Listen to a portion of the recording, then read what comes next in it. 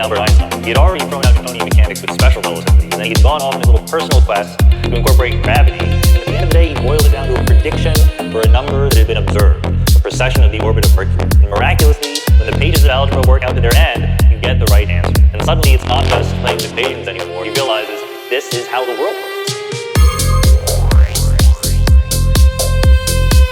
All this abstract nonsense is the correct theory of reality.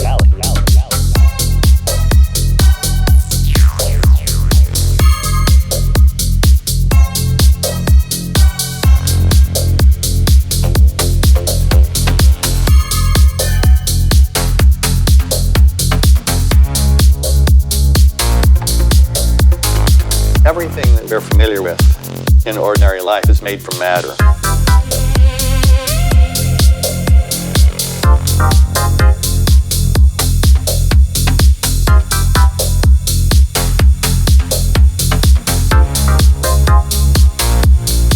But not black holes. Black holes are made from warped space and time.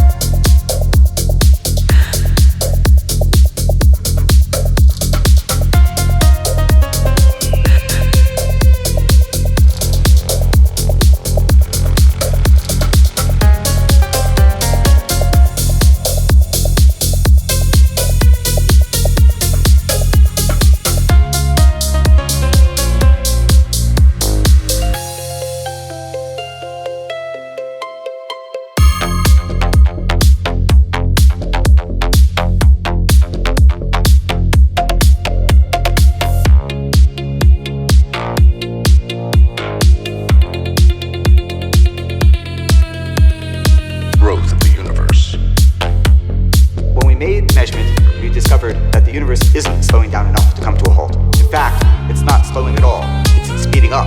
The universe is expanding faster and faster. But what's pushing it?